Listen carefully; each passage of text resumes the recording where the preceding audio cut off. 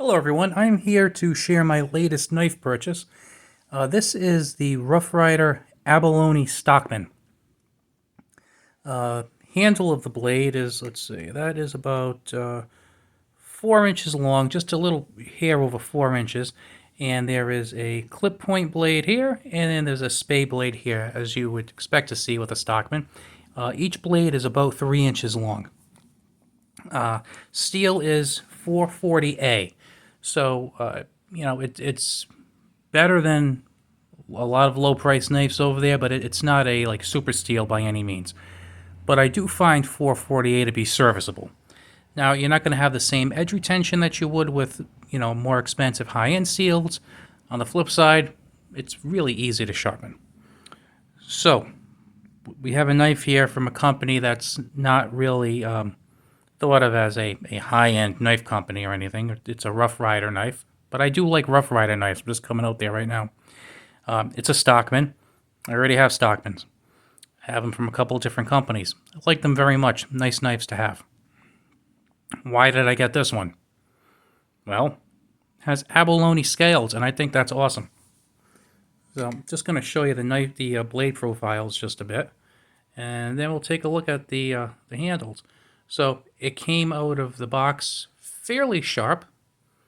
It has a little bit of a half stop, but not as pronounced as some of the other Rough Riders that I have. That's the only thing that's slightly disappointing about this. Otherwise, I really like it quite a bit. So,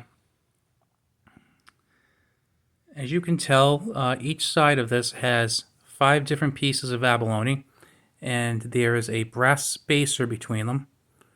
And then we have nickel silver bolsters, it says, though they're not silver. On the spine, we have brass spacers. A little bit of a design there on the back. And then on the flip side, we have yet more abalone. And this is genuine abalone, which I like quite a bit.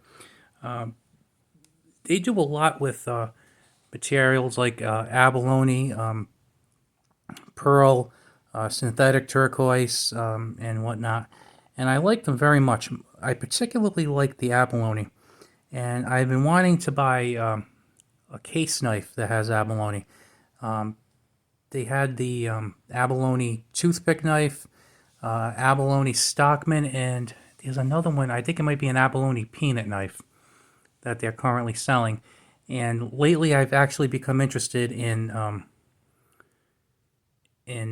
toothpick knives, and I've been looking for them. And unfortunately, I waited too long, and it looks like they've been discontinued, which I think Case does that. They bring a pattern back. They do it for maybe a year or so, and then they retire it for a while. So maybe I'll get a chance to do it in like 2037. But until then, I figured I'd really like one of these knives. Now, at first I wasn't so sure because the case knives have a long, the scale is basically one piece of abalone, and they are beautiful knives. And I have case knives. I like them very, very much. They're very well made. Other good thing is they are made in the United States. This one's made in China.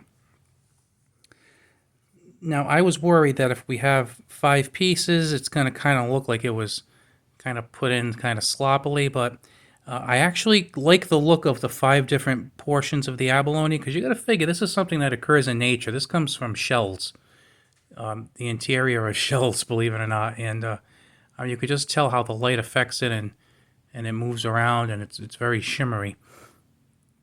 You get a lot of colors. You look one way, and you don't see that much color, and you look another way, and all of a sudden it just pops. Like this one right over here, I'm seeing, if I put it one way, I'm seeing a lot of pink and green, then you move it down, a lot of green and blue. It just kind of like, it's amazing to me. It's really beautiful. But the other nice thing is you have these dividers here, and it's really well done. The way they measured the thickness of the scales and the size of the scales, and they inlaid them, it was actually pretty well done. I was a little worried about that because, again, this isn't like a $300 knife like some of the case abalone knives are. And back here, it's nice and smooth. Nothing feels like it's mismeasured basically and popping up a little bit. I notice that sometimes with knives at this price point, which by the way was $39.99. And I have some Boker knives, and I really like Boker knives, especially their traditionals. But I'll notice sometimes that with some of those Boker knives, that I will notice some areas where the fit and finish isn't. It's a little shy of perfect, let's say. Whereas if you get one of their Solingen made knives, the higher end ones, they are perfect. It's a little hit or miss with the less expensive, like say $40 Boker traditionals.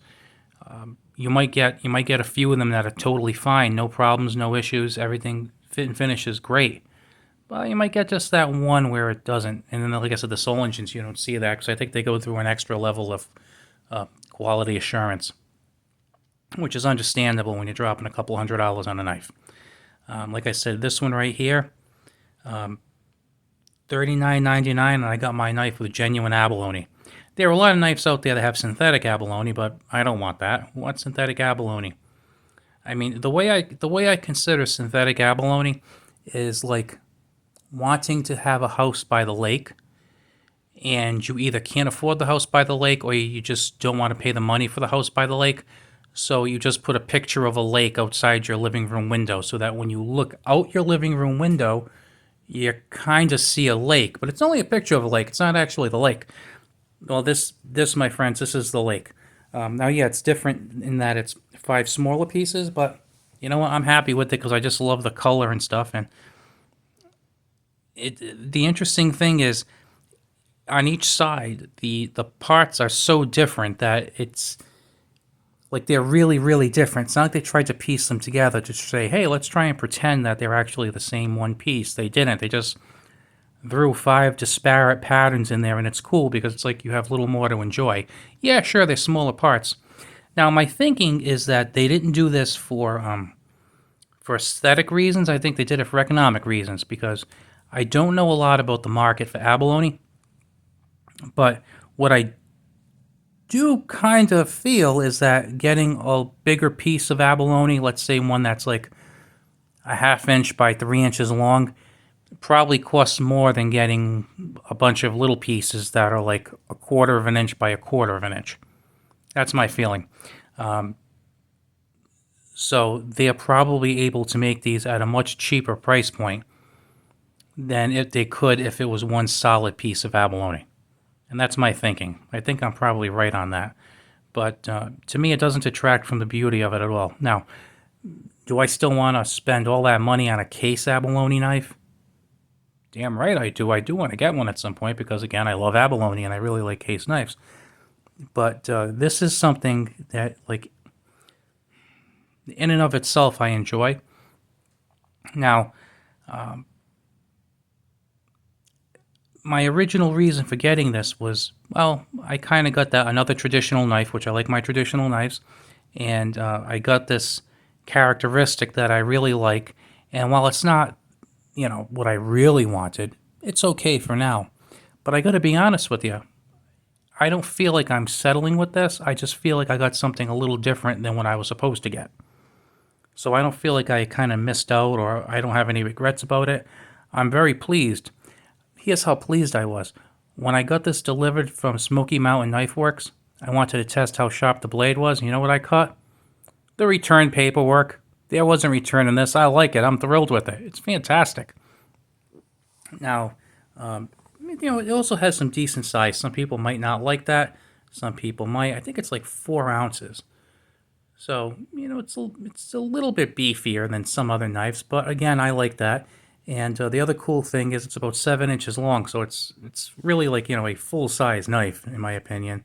And it just looks good. And even my wife liked it. When she saw it, she's like, boy, that's awful pretty. And she's kind of surprised I want something that could be categorized as pretty. But I don't know, I just enjoy them. So, enough about me fawning over Rough Ryder knives. I actually picked up another one that I'll be doing a video on. It's a pretty cool sow belly. That's not abalone.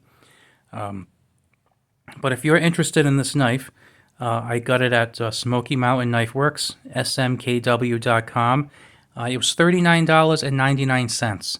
So if you like something that's a little bit different, looks pretty cool, but is traditional at the same time, I'd highly recommend these. This is about my ninth or 10th Rough Ryder knife. And I mean, I got toothpick knives, Congress knives, sow bellies, lockbacks. I mean, a bunch of different styles, and I really, really enjoy them. And the cheapest one I got was $7 at Christmas time. I got some great sales on them. The most expensive one was this one. This one was $39.99, and my next most expensive was $19.99. And I'll start by saying that for the money, they are very good knives. But I'd also drop the whole for the money thing and just say they are nice knives. And they have a lot of styles that are either very traditional in nature or traditional with a bit of a spin. Like one of the knives I got from them, which I've done a video on, had a marlin spike on it. How many knives do you see with marlin spikes nowadays? Not many. I don't really even need a marlin spike very often, but you know what? Darn it, I wanted a marlin spike and I got one. And Rough Ryder knives helped me out. That was like $18, I think. So definitely a good price point. Well, I hope you enjoyed this, and if you're interested in the abalone or even like stonework type knives, like I said, check out Rough Ryder. They're pretty good, especially for the money. Talk to you later.